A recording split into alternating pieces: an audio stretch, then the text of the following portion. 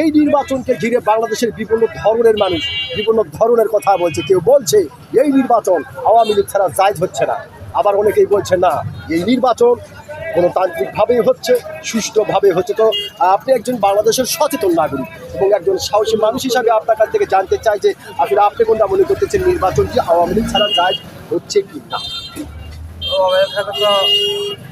আওয়ামী লীগের তো নির্বাচনে করার কোনো সুযোগই নাই। জি বুঝতে পারছেন, সুযোগ ওনারা তো হারে ফেলেছে। জি জি জি সেই শর্তে এখন বর্তমান সামনে নির্বাচন আসছে, জি আমরা একটা যোগ্য ব্যক্তি থেকে আমরা ভোটটা দিব। ভোটটা দিবেন আর কি। একটা সৎ নেতা বা সৎ একটা শাসন জি এই দেশে প্রতিষ্ঠিত হবে, এটা আমরা চাচ্ছি। এটা আপনারা চাচ্ছেন। যেহেতু খুব সুন্দর করে আপনি চমৎকার করে কথাগুলি বলতেছেন, সেই ক্ষেত্রে আরেকটি বিষয় আপনার কাছ থেকে জানতে চাচ্ছি, যদি আপনি অনুমতি দেন আর কি। ধন্যবাদ আপনাকে। তো যেহেতু আপনি বললেন যে সব ঠিক আছে, আমরা ভোটও সেভাবে দিব, তো আসলে নির্বাচনের পরে আমরা বাংলাদেশের মানুষ সরকার হিসাবে কাকে দেখতে পারি, জাস্ট আপনার আইডিয়া?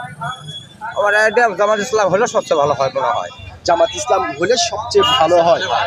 ওকে, তো ভাইজান কি ভালো হয়, কি ভালো হতে পারে? এনারা একটা সৎ একটা উপদেশ দিচ্ছে বা ওনারা একটা কথা বলতেছে, সেই মতে আমরা এইরকম একটা দেশ আমরা দেখতে চাই। দুর্নীতি মুক্ত বা দুর্নীতি মুক্ত, চোর মুক্ত, চোর মুক্ত, মাদক মুক্ত, এরকম সুন্দর একটা ব্যবস্থাপনা দেশের হোক, এটা আমরা চাই। এটা চাচ্ছেন। অসংখ্য ধন্যবাদ।